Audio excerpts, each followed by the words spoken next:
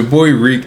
Listen, if you don't follow the channel, if you don't follow me on TikTok, follow me on Facebook, follow me on Instagram, or subscribe to my YouTube channel, man, just go ahead and hit the like button. Make sure you follow me on all the socials, and make sure you hit the subscribe button. But as always, y'all know this by now, we gonna dive right into it. It's something that's really been bothering me for the last couple months, and I know y'all been watching these videos and y'all think I'm obsessed with Bo Nix and I'm obsessed with the Broncos country and everything like that. Understand this. It's always Bronco country against the world. You feel what I'm saying? But it's not an obsession. You know what I mean? It's a reason why I resonate with the Broncos. You feel me?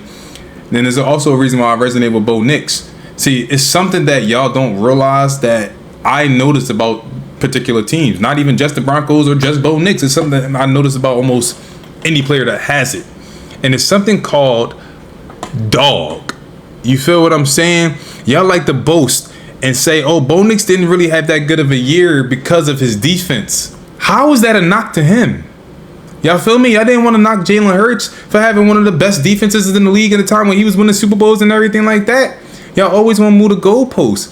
Y'all don't, it's no knock to acute. And now I know this because back in my younger days, I used to say the same shit and discredit Hurts. Like, oh, well, he had a look at this defense. What did you expect? Like, no, bro. At the end of the day, that quarterback still got to go out there and put up points. So at the end of the day, we got to start giving the motherfuckers credit. You know what I mean? And it don't just start with Bo. It don't just start with Bo Nix. I mean, it don't just start with Lamar. It don't just start with Jalen Hurts. Like, we got to start calling a spade, bro. Keep it in 100. 8 more than 92. And that's what we like to do on this channel. I want to discuss something with y'all. Y'all can let me know what y'all think down below in the comments. We're going crazy in the comment section. But the recent rankings came out. You know what I mean? It was a couple different ranking lists. So you got the Pro Football Focus rankings of the QBs of the NFL going into the 2026 season. And then you have the NFL Top 100, which we all know. If you watch the NFL, then everyone fucking knows what the Top 100 is.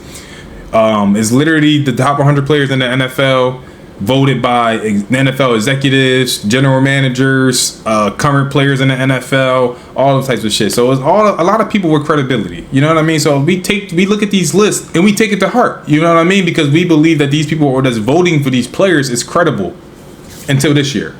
Until this year, this is where y'all fucked up. Because dropping Lamar 67 spots because of an injury is absolutely disrespectful to its core.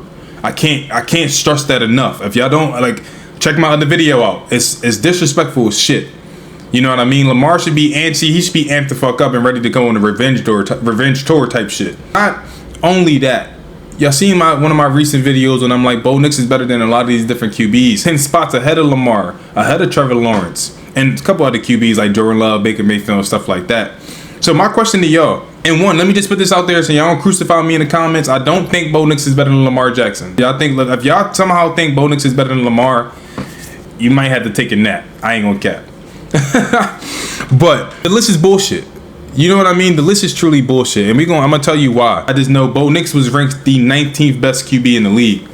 You cannot name me 18 QBs better than Bo Nix. I'm gonna just name a few names. You got CJ Stroud, you got Caleb Williams, you got Drake Maye, you got Jayden Daniels, Baker Mayfield, Jordan Love. The ones I really want to focus on is the 2024 draft class. Because the one thing I do, and the one thing I do want to acknowledge and I do take into account is the fact that this is only Bo Nix's 3rd year, along with Drake Maye, along with Jayden Daniels, and Caleb Williams.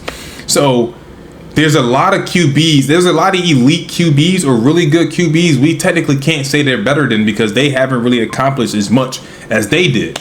You know what I mean? But I want to talk about this 2024 draft class because for some fucking odd reason, Bo Nix, and I'm just talking about the ones that actually matter. You know what I mean? I'm just talking about Bo, Drake Maye, JD5, and Caleb Williams. Bo Nix was ranked behind all of them, which blows my fucking mind. Now, understand, I'm not saying Caleb Williams isn't tough. I'm not saying he doesn't have a clutch gene. I'm not saying he's trash. When the time comes, Caleb Williams, Bo Nix, Jayden Daniels, and Drake Maye, this is going to be their league, regardless of how you slice it, bro. It's just a matter of time, right? How do you rank Bo Nix behind all 3 of these other QBs? This is what really grinds my gears, chat. And this is what really boils my blood when I wake up in the morning and read the bullshit that I read. You know what I mean?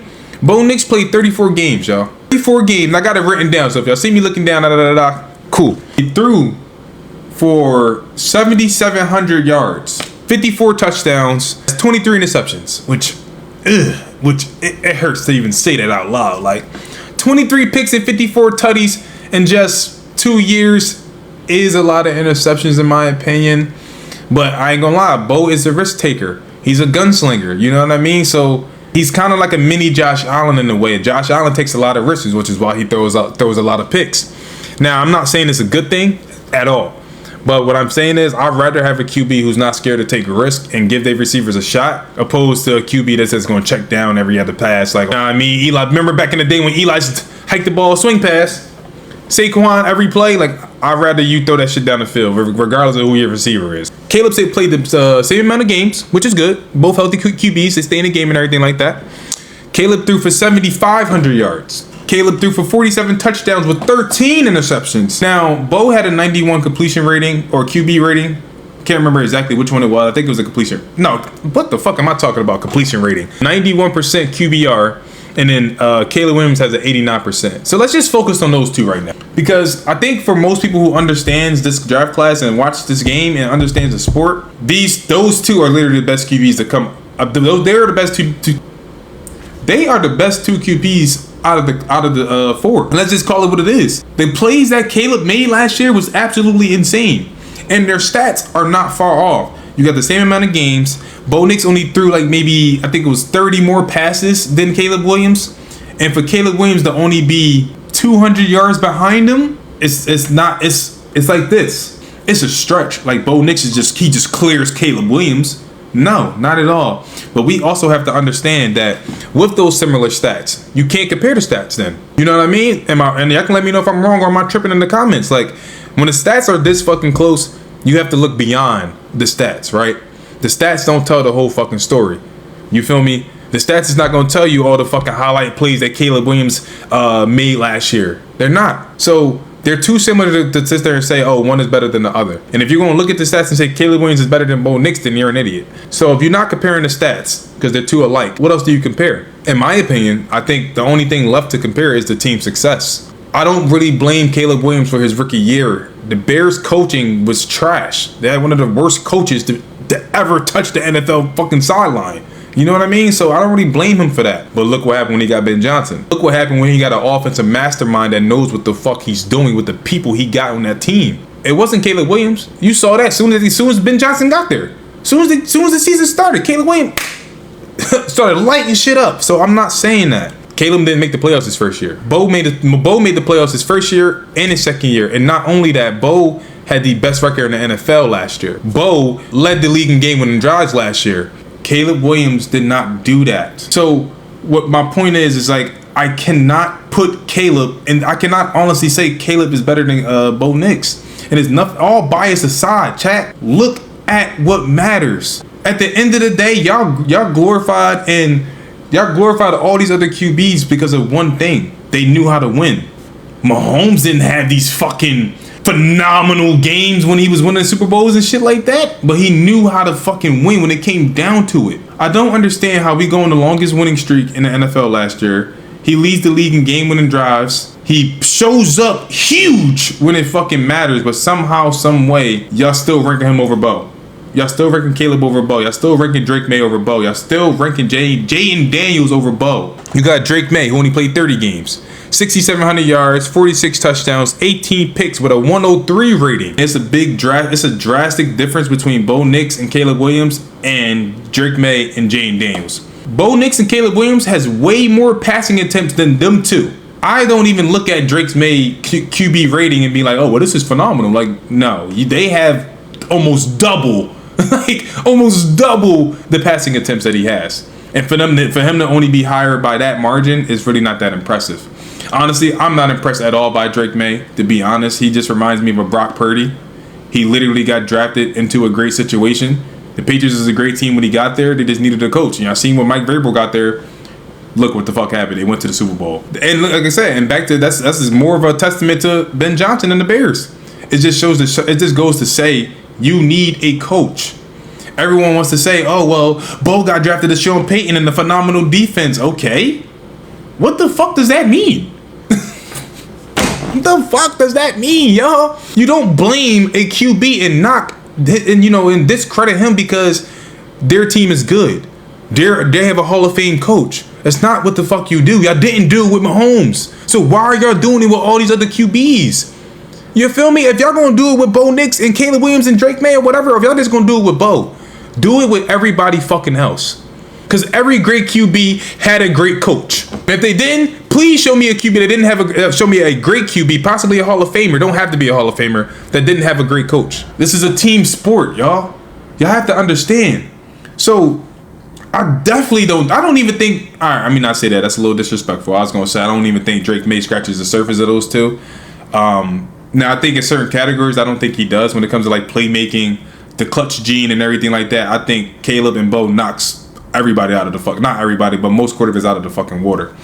But at the end of the day, Drake Maye's stats is not nowhere near comparable to Caleb Williams or Bo Nix. So Maye should definitely be third. It should go Bo, Caleb, Drake, and JD5.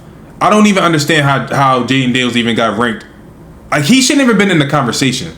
No disrespect. And I'm only saying that because compared to Caleb and Bo playing 34 games, and then you got Drake Maye playing 30, bro, Jayden Daniels only played 24. Jayden Daniels only played 24 games.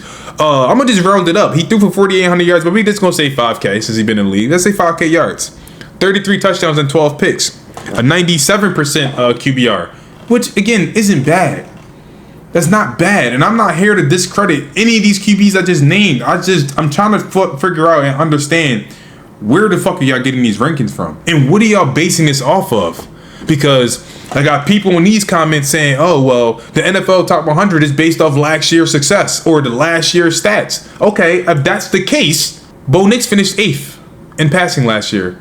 Led his team to have the best NFL record last year. Led his team to an NFC championship where we have not been in 10 years. So please tell me, if it's based off last year's stats, why is Mahomes still ranked? And again, I don't even think they came out with the rest of the rankings, but Mahomes has yet to be named. So that means they still gonna keep Mahomes as one of the maybe top 3 QBs in the league, which means he's gonna be falling in between like the top 15.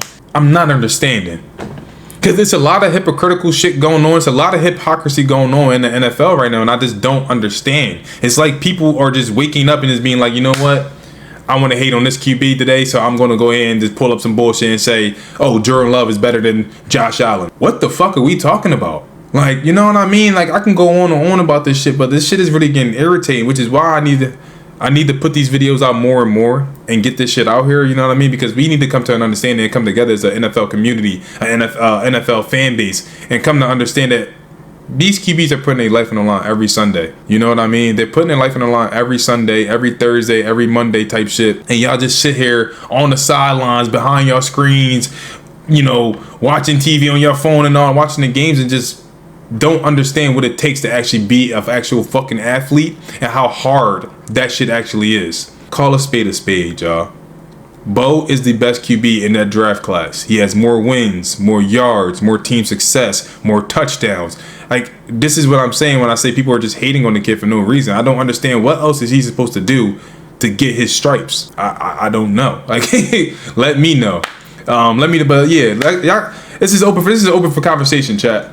So y'all let me know what y'all think down below in the comments and everything. But make sure y'all smash that like button. Make sure y'all smash that subscribe button. I appreciate it for tuning in.